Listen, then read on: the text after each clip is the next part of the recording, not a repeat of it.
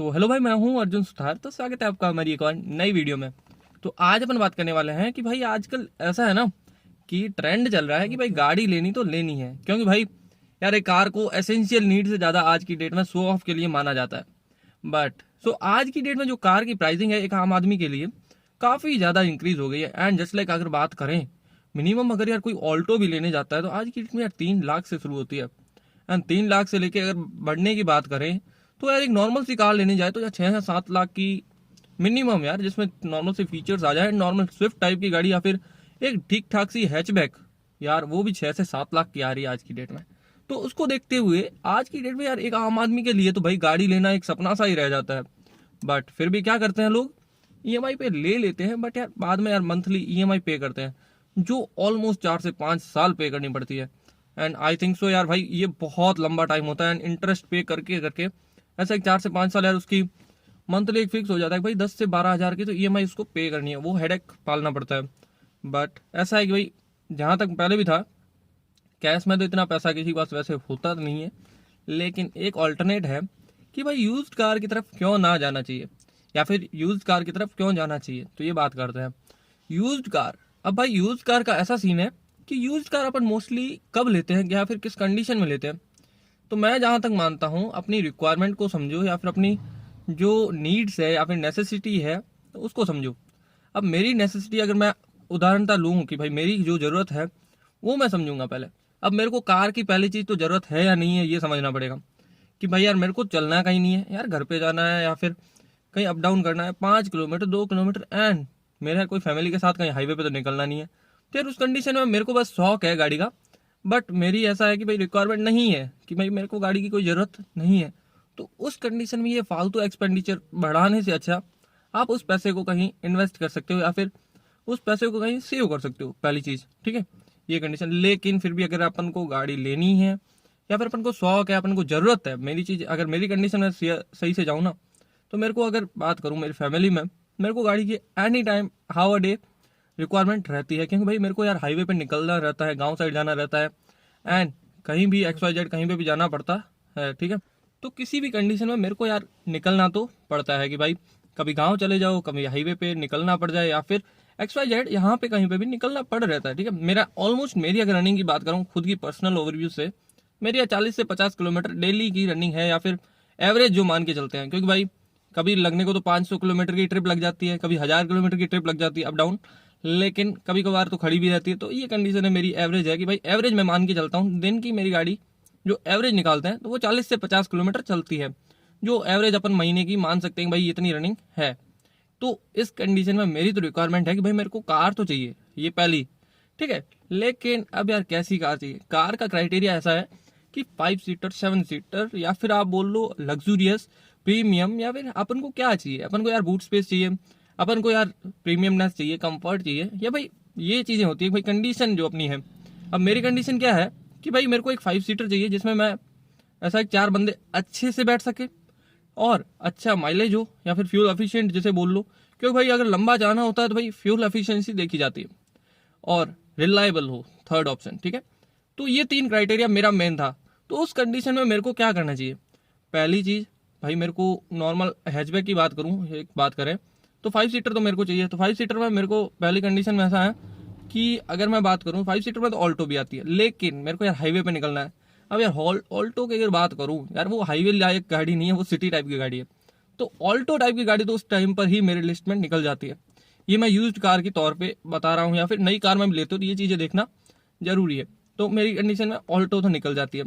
फिर आती है भाई कि उससे हायर सेगमेंट, या फिर जैसे बोल लो मिड लेवल हैचबैक। ठीक है, तो मेरी कंडीशन में वो आती है। क्योंकि मेरे को भाई मिड लेवल का ऐसा है कि जिसमें स्टेबिलिटी भी मिल जाएगी, मेरे को 5 सीटर भी मिल जाएगी, ठीक ठाक फीचर्स भी मिल जाएंगे, एंड मेन भाई राइड एंड हैंडलिंग। ठीक है, तो ये सब चीज़ें मेरे को मिड साइज हैचबैक में मिल सकते हैं।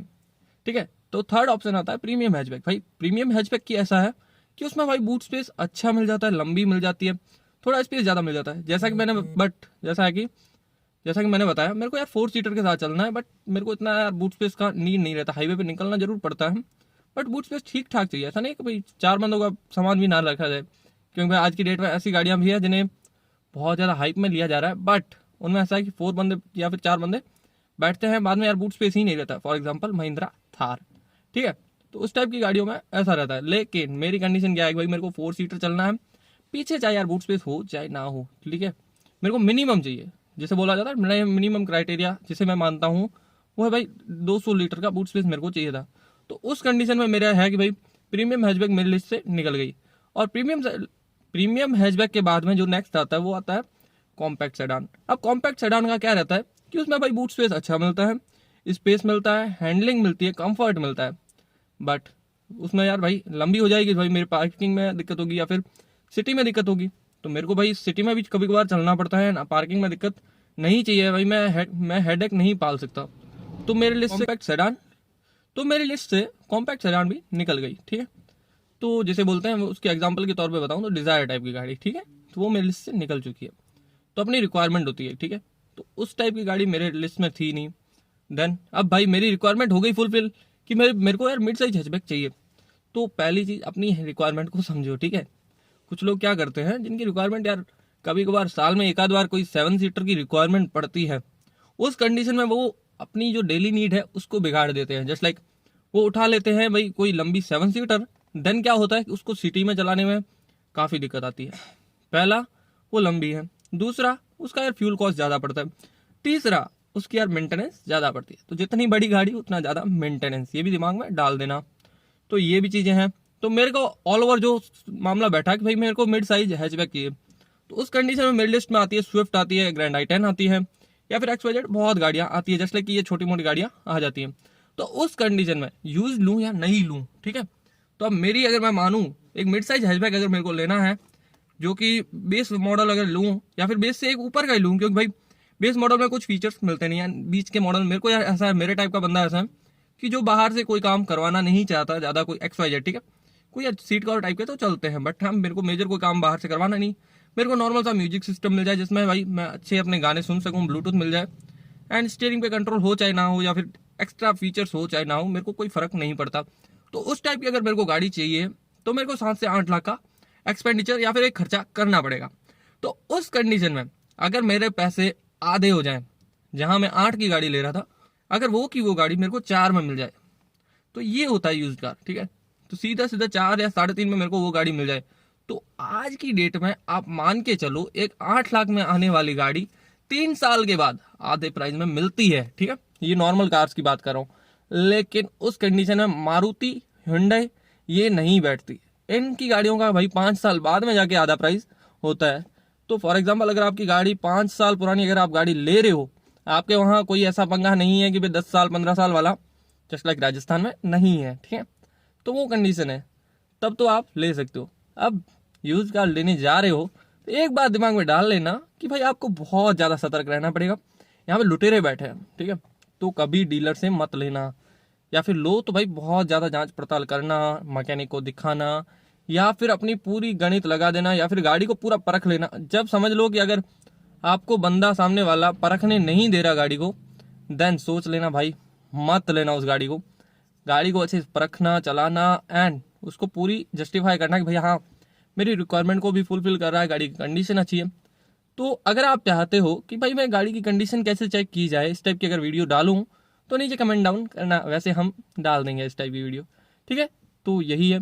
तो इस टाइप से आप पैसा बचा सकते हो। एक 3 लाख की गाड़ी को आप 1.5 लाख या फिर 1.25, 1.20 में भी ले सकते हो।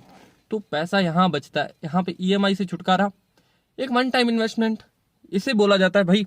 मैं जहाँ तक मानता हूँ न्यू कार एक टाइप का अपना एक्सपेंडिचर होता है, या फिर अपनी एसेट नहीं होती, एक लाइबिलिटी होती है, ठीक है।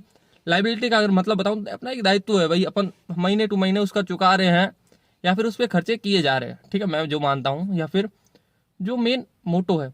लेकिन एक यूज्ड कार मैं उसे एसेट मानता हूँ, क्योंकि भाई एक नॉर्मल 5 लाख की कार को अगर आप यूज्ड कार के तौर पर लेते हो, तो उसको आप यार पे कितना कर रहे हो, ऑलमोस्ट 2.5 लाख यार।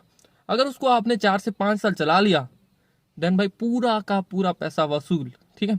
और बाद में भी वो उसका आधे से ज़्यादा प्राइस दे के जाएगी। तो ये होता है एक यूज्ड कार के तौर पे लेने की फ़ायदे। या फिर एक आम आदमी जिसका बजट कम रहता है वो इस टाइप के ले सकता है। आज की डेट में एक बुलेट की प्राइस ऑलमोस्ट 1,80,000 हो गई है, ठीक है।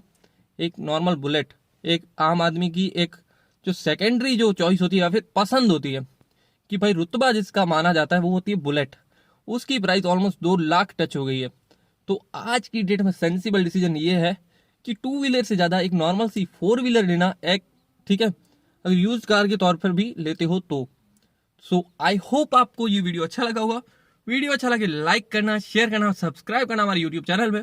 और तो और, गाड़ी चलाते हो तो सीट बेल्ट लगाना, अगर बाइक चलाते हो तो हेलमेट लगाना। तो मिलते हैं नेक्स्ट वीडियो में, तब तक के लिए stay tuned and keep watching.